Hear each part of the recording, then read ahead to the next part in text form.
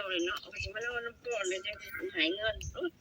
โอ้ยเอาสิให้ดอกจักกันเล็กน้อยฉันพอได้นอนนำนั่นฮะฉันไปนอนน้ำผู้อื่นได้ยินบ่คันบ่ให้นอนนั่นเลยสิไปนอนน้ำผู้อื่นได้โอ้ยก็แล้วแต่แล้วฮะนอนน้ำผู้อื่นก็อย่าว่าเด้อเป็นโรคเอดส์เลยสิมาหาข่อยเอ้ากันญาติมันเป็นนั่นแหละจังเดียวนอนน้ำเจ้าน่ะมันติดซะก่อนแล้วมานอนน่ะมันก็เป็นมาลำมาลอยค่อยเป็นหวัดค่อยหันใจบ่ได้เพิ่นบ่ได้น่ะอันนั้นแล้วค่อยจังว่าให้เจ้าต้มกินน้ำไม้นั่นเช้าไว้ๆน่ะเอาแล้วอันเขาว่าไปก็สิได้นอนใกล้กันอยู่ดอกว่าก่อนลงเช้าทุกคนหันเห็นบ่ไออยู่หันโอ้ยตรงใจฮะอันกระตัวเจ้าบ่ได้ไอว่านั่นหรอวะไอ้ลบอยู่ว่าไงก็สิพอได้นอนกอดกันได้อยู่ดอกว่าเฮ้ยเนาะพ่อใหญ่ว่าไอ้ลบอยู่ว่าใช่ได้เล่นเอาเงินมาเอาเฮ็ดได้เอาเงินไปให้ข้างแน่ดี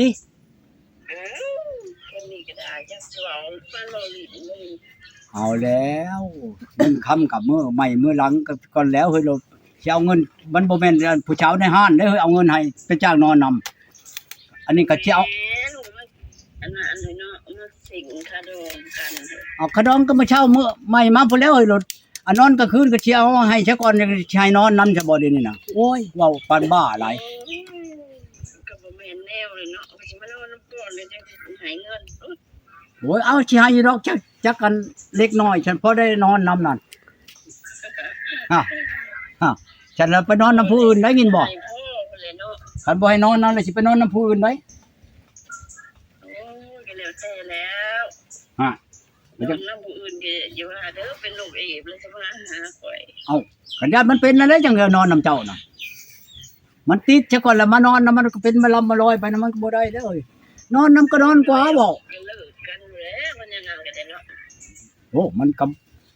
ก็เลิกบ่เป็นแล้วเฮ้ยของมันเข้าตามันเข้าขมังแล้วมันสิไปเลิกมันบ่ได้ไดไปก็ไปนอนใช้กันเดียวกันเนาะเห็นบ่ห่านว่าเช่าแล้วยังไอหึมอยู่แบบมันไอเนาะนั่นแหละจังว่ากันญาติลูกเมียบ่เช่าแล้วก็สิอันบอกข้างไม้ไปน่ะญาติว่าปัดไปฮอดมื้อไปฮอดเพราะว่าโอ้ยข่อยยังเป็นวัดแฮงอยู่นอนน้ำข่อยบ่ได้ดอกเพราะว่าอันนั้นแล้วข่อยสิไปนอนแรงซื่อๆนั่นห่านเห็นบ่ห่านรีบกินข้าวไวๆเด้อกินแล้วมันเช้าไวๆกินมันนอนๆแน่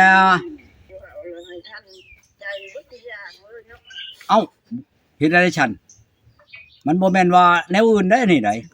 คันว่าสิลงอันเป็นลูกเป็นเมียกันกะอยู่นำกันแน่บ่ในนั้นน่ะมันจังแม่น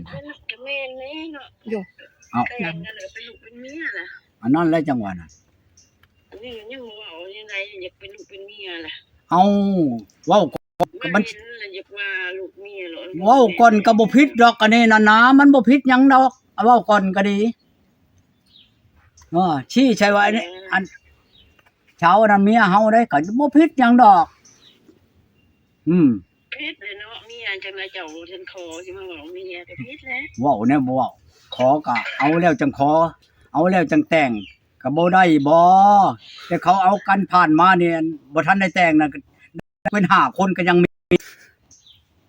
ว้าวมีแล้วกันกับควายจำควายบ่เคยแทงเขาเด้อเฮ้ย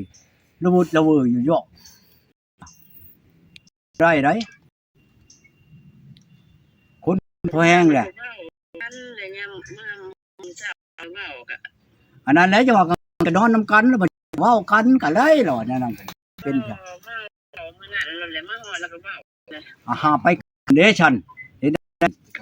ในเป็นเว้ากับเจ้าสองคนแล้วก็ยามื้อเช้ามาก็เว้ากับแกไอ้เจ้าแหละก็มานำกันเลยว่าในนั้นล่ะว่าบ่เอาแม่บ่จักไปแท้นี่บ่ได้เฮาบ่ทันได้เว้าเฮาว่าจักนอนก่อนมันบ่ได้เด้เฮาคนใจฮ้อนก็เว้าก็จังนอนเนาะโอ้ยนอนจะก่อนมันสิเป็นไปจังนี่มันสิมันบ่ชื่อตะพังห้วยตะพังน้องดอกม นชาวเวียกเด้ออย่าพอสิบอก เอาที่ไปว่าลีกอดกับเฮานี่แหละกอดเฮาก็บ่เว้าดี ชาวเวียก่อนนี่แม่นนี่เด้ออย่าเงินเลย ชาวเมียกอดเฮาบ่เว้าว่าชาวกอดนะนี่ชาวเมียกอด ว่าอะไรเหลืองเอาเงินล่นน่ะ ก็ถือนั่นแหละเงินเว้านี่บ่บ่ถือสิได้หาได้ถ้าถือไปแล้ว มันตุกแตกแล้วก็ปุ้งในเขาแล้วก็เมื่อเจ้าบ่อยู่ได้ตัว เอ้าก็เมื่อพุ่นแล้วอยู่ไปจังหั่นคงอยากเอามาพี่บ่แม่นว่านอนสิไปเจ้าได้ข่อยนอนอยู่น้ำข่อยพี่ได้ข่อยแฮงบ่มีเอาลินๆได้ข่อย ยังว่า เจ้า เขาแล้วก็มาแหละ เจ้าบ่เจ้าเชื่อแม่นั่นมันพอดีบ่ก็ชบเบิ่งซะก่อนพอดีงามเพิ่นนั่นน่ะนะเฮาก็ชื่อเอานั่นนะข่อยนั่น มูไทยเสียๆคนนั้น ยังจ้ะก็บ่แม่นร้องดอกเนาะว้าวไปแล้ว ก็ได้ในชื่อใหม่แล้วเด้อ นั่นแล้วนั่นมือว่าไปกันแม่นมือเนาะว้าวเรียกหอมแก้วบอกคือขับแต่เจ้า ไหลขึ้นพ่อพี่น้องบ่ได้แล้วบ่พ่อใหญ่ผู้สาวบ่ได้หวานแท้พ่อใหญ่ เอาแล้วผู้ชายเต็มปากกันเดียวตู้โฮมผู้เจ้าเท่านั้น โอ้ เดียวกันนั่น ของคน เอาก็คนทั้งแล้ว เดียวกันบ่ พ่อใหญ่ บ่คนละ พ่อใหญ่ เมืองเดียว พ่อใหญ่สิไปหาเขาขึ้นมือบ่ มือช้ำคำเราไปในบุญบ้านเราไปฮอดมอบเงินคำเอาแก่ในโฮมได้นอนนำโลดเรา ตัวบ่พ่อใหญ่สิไปนำได้พ่อใหญ่อยู่เลยสิไปกัน กินลาบชิ้นพอแล้วก็ดี เอาหน้า เราว่าเราชื่อ2,000งัวตัวนั้น6คนแล้ว6นะ2แล้วก็เขาชี้มาโลแล้วเราลาบ ไอ้พ่อใหญ่ขี่รถแบบ จังหวะค่อยว่าของว่าค่อยสิไปค่อยเด้ตะกี้นะเจ้าไปแล้วก็เอารถยางไปบ่ยามดอก 3 คำมื้อว่าใหญ่ บ่แล้ว20,000พุ่น ปากเซ่บ่พ่อใหญ่อยู่ปากเซ่ โอเค อ๋อ200กว่าล้าน ไกลเด้อ ค่อยว่าสิเอากระโตในบ้านกระโตในเมืองนั่นโลดมีผู้เว้าให้อยู่ในหั่นนั่นนี่ชื่อเราก็มีอยู่ในนี่เราว่าโลดอยู่ใกล้เฮือนข่อยนี่บ่เว้าประมาทดอกก็เจ้าว่าสิใครกว่าผู้เก่าเราอ่ะตามข่อยเบิ่งนี่นะเราอ่ะนี่ก็แฮงลูกของซื่อ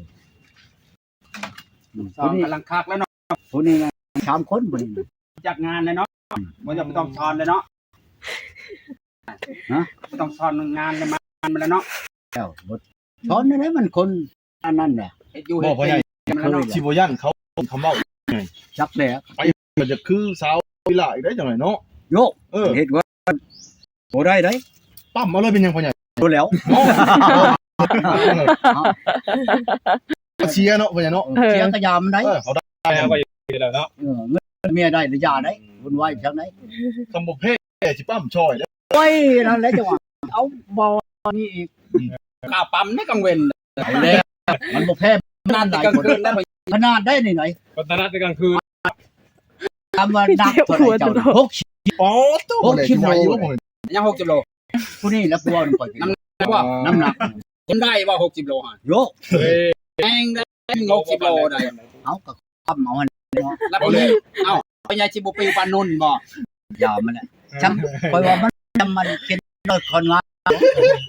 บ่มันบ่ทำเจตปาดบ่ อยากว่า ผู้ชำเกียร์แตกแล้วไง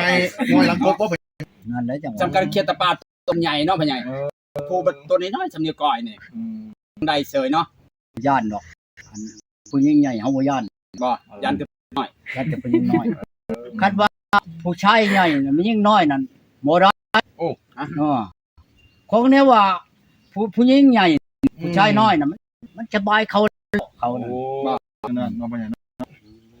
จะลีเรานี่ใหญ่ค่อยเรา ใหญ่พ่อพ่อใหญ่ใหญ่ชะมอ ใช้มือ บ่ แต่ว่า ได้ช่วย เจ้าชูได้ ใหญ่ ก็ ว่าว่า